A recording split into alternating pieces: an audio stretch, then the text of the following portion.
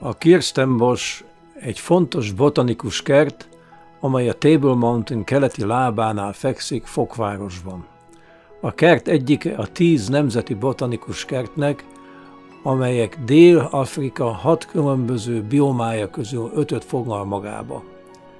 A bioma más néven nagy életzóna olyan terület, amely olyan növény- és állatközösségeket foglal magában, amelyek közösen alkalmazkodnak az adott környezethez, az egy területen élő fajok összessége.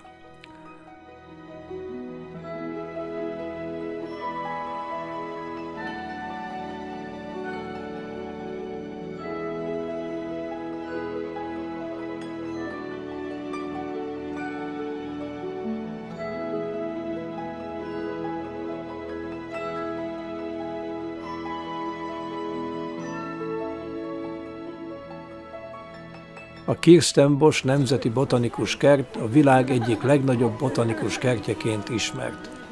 Kevés kert tudja felmutatni Kirstenbosch környezetének puszta pompáját a Fokváros a Table Mountain keleti lejtőivel szemben. Ficus macrophylla.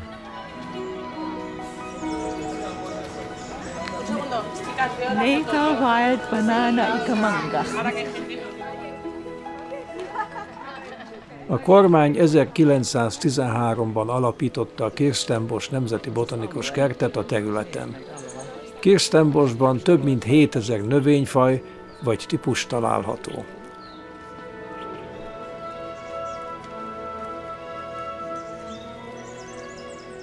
A kertben főleg dél-afrikai növények és erdők találhatók.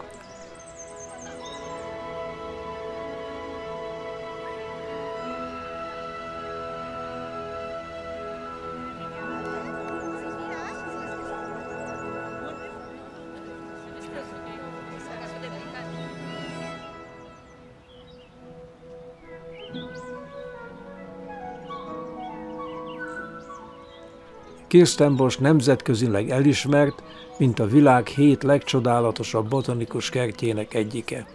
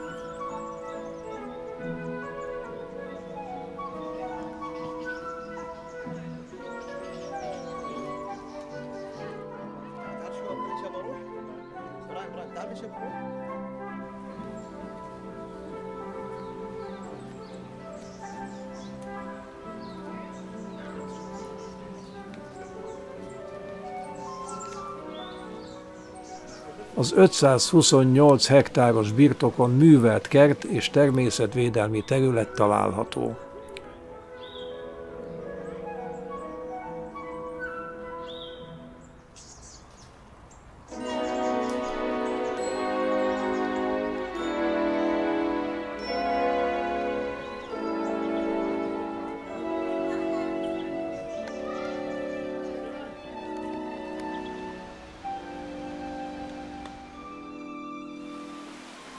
A kialakított kertben dél-afrikai növények gyűjteményei láthatók, közöttük számos ritka és veszélyeztetett faj is.